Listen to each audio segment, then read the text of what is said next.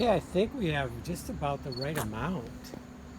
Um, and you really need a lot of crushed stone because you want that drainage layer and you want zero compaction material. So basically you want material that once you lay it down and even it out, it doesn't compact anymore. Now this has been here for a few years like this.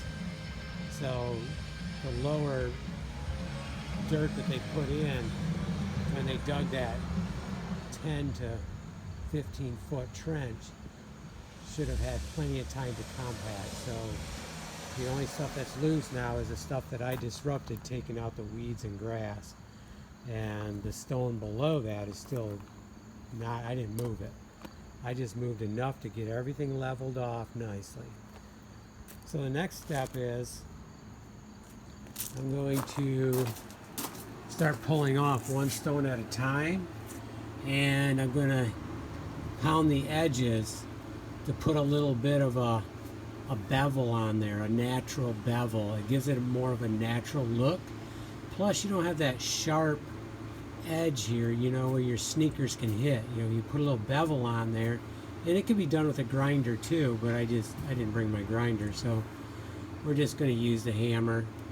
Hammer and chisel will also work, but quite frankly, hitting a hammer on here will work. I'm not trying to put a big bevel on. I'm not going to take that chance because unless you're grinding, the grinder you control, but if you start hitting things, you could take a good chunk out of here, kind of like what happened right here. And I'm not saying that's what happened there. Probably when it came off the saw or something.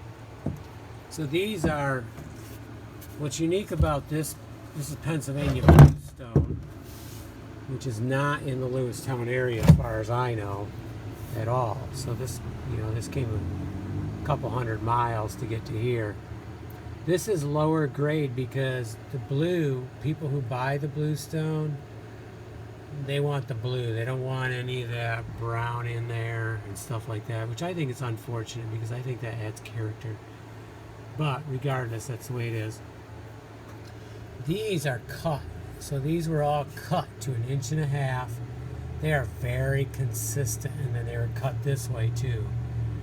And then they put water on them, and then they heated them up with a flame and the water turning into vapor explodes that top layer off, giving you this textured, nice feel for walking.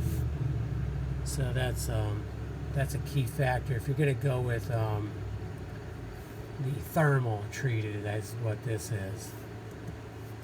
That's what it is. Natural clef is not thermal treated. Natural clef is the way it comes out of the ground, and then they would split it wherever the splits are. So you might end up with 1.25 inches on one side, 2 inches on the other side. It's not as consistent. Usually it's better than that, but it's not like cut 1.5 inches all the way across. This stuff came out deeper in the ground most likely, and you don't see as much layering because it was deeper, it was compacted more, is the way I see what happened. Of course, this all happened, you know, millions of years ago, so none of us were really around to observe it, but that's the theory. Okay, so let's get the hammer out. Let's start putting some natural look to these edges and get ready to start laying them. Oh, eye protection. I like wearing earplugs too. Otherwise it's fun. Good workout.